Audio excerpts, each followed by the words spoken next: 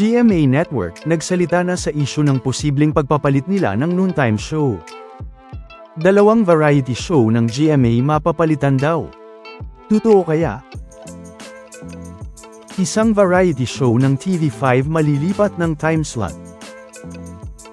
Malaking pasabog at pagbabago sa TV5 dapat abangan sa February 2026. Bagong Gimme 5 pasabog agad. Ngayong Lunes na January 12, 2026, ay napanood na nga ang unang araw ng Gimme 5 laro ng mga henyo lovers.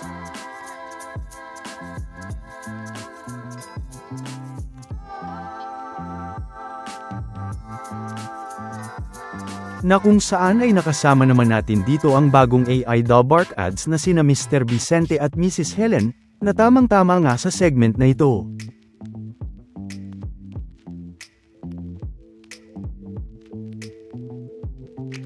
Pero, isang malaking pasabog na naman nga ang dapat nating abangan sa TV5. Na ang umpisa nga ng malaking pagbabago sa TV5 sa darating na February 2026, pero, bago nga natin pag-usapan yan, ay talaga namang inaabangan na rin nga ang mga bagong pasabog na shows ng TV5 ngayong 2026, na inaabangan na nga kung kailan nga ito magsisimulang mapanood sa TV5. Gaya na nga lang ng A Secret in Prague, na kung saan ay pagbibidahan ni Andrea Brillantes at Enrique Hill. Athena ni Maja Salvador. The Good Doctor na kung saan ay kasama si Dobark ads Ryan Agoncillo,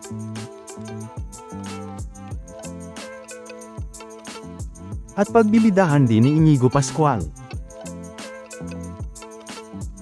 Glow Up na ayon sa Frontline Pilipinas ay pagbibidahan ni Andres Mula.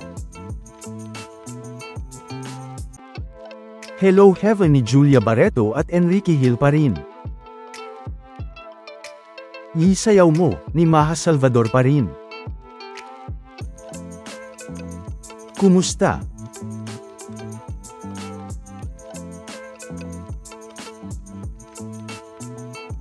Magic Boys. My Best Friend Emma. Project Loki. At The Kingdom, Magkabilang Mundo. Ganun na rin nga ang mutya ng Section E, at Artista Academy. Pero, makikita din naman sa mga upcoming shows na ito ngayong 2026, ang Music Countdown show na Vibe, pero hindi bilang bagong show ng TV5, kundi bilang sa pagkakaroon nga nito ng bagong time slot.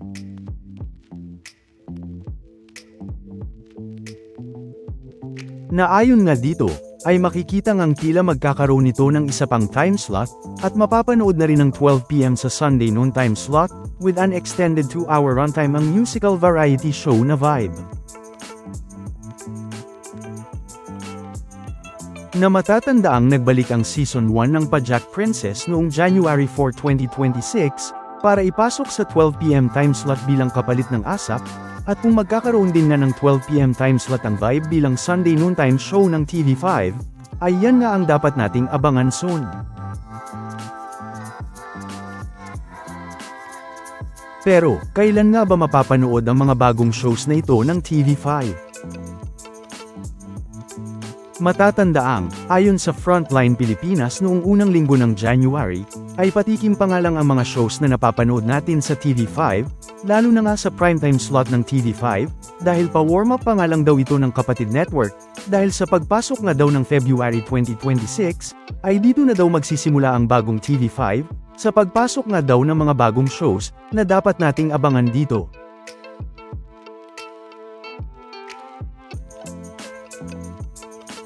Pero, hindi na nga muna nabanggit dito ang mga shows na papasok sa pagdating ng February 2026, pero may dalawang show nga ang napag-usapan dito na ilan nga daw sa dapat nating abangan, gaya ng Artista Academy, at The Secret in Prague. Na talaga namang kaabang-abang na nga ngayon pa lang, ang mga pasabog na pwedeng mangyari sa TV5 sa darating na February.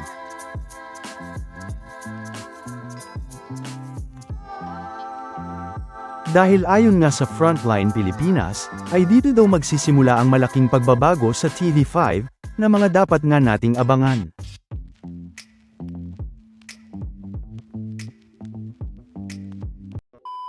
Welcome back mga ka-highlights! Bago tayo magpatuloy ay maaaring mag-subscribe at i-click ang notification bell para updated kayo sa mga susunod pang videos, at paki-like na rin ang video, share at mag-comment na rin. Maraming salamat po! Mababasa pa nga sa website ng TV5 sa news.tv5.com.ph, headline ng TV5's new originals is A Secret in Prague, a romance thriller starring Enrique Gil and Andrea Brillantes. The series follows Mikoy, an ordinary guy who falls for a mafia boss daughter, forcing him to choose between protecting his own family, or betraying the woman he loves. Meanwhile, My Best Friend Eman promises exciting action, top-billed by J.M. de Guzman, Shaina Magdayaw, Ay de las Alas, and Sid Lucero. J.M. plays a reformed ex-con seeking justice after being framed by a criminal gang, finding unexpected friendship along the way. Medical drama takes center stage with The Good Doctor, the Philippine adaptation of the global hit, starring Inigo Pascual as Luc, a gifted surgeon on the autism spectrum.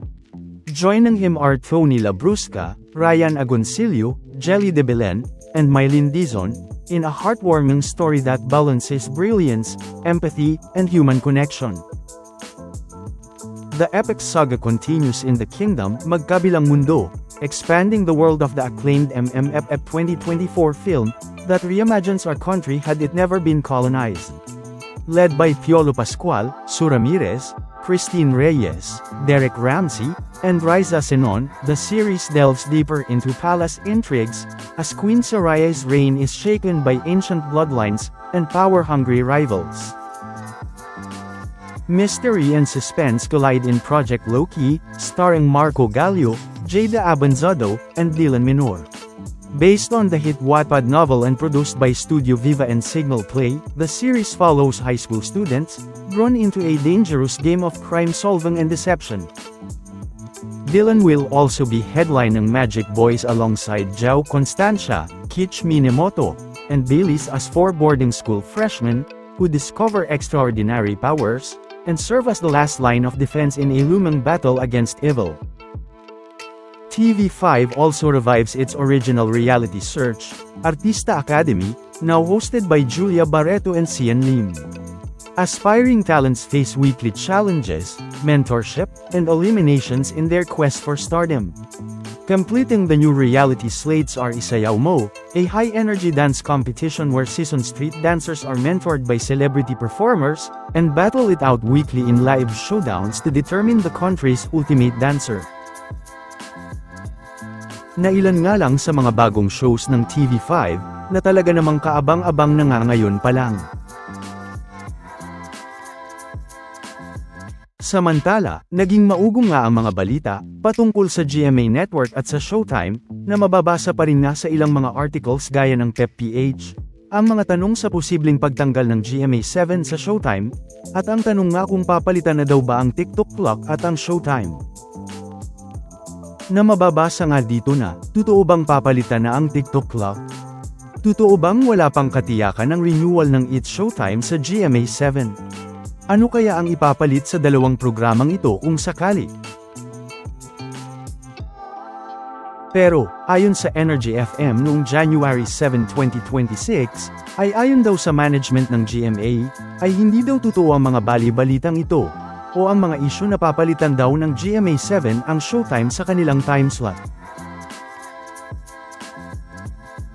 Ayon pa nga dito, na wala daw silang rason para palitan o bitawan ang Showtime.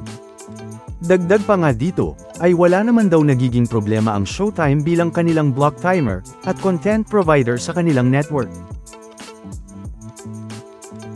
At paglilinaw din nga dito, na wala daw ginagawa ang GMA Network, na bagong noontime show, para ipalit sa Showtime. Pero, hindi naman naging malinaw, kung napag-usapan din dito ang pagpapalit ng GMA7 sa isa pa nilang show na TikTok Clock. na isa din nga sa napag-usapan sa isang article mula PEP-PH, na posibleng palitan ng GMA7. Samantala, ano naman ang mga masasabi nyo patungkol sa mga napag-usapan natin sa video na ito?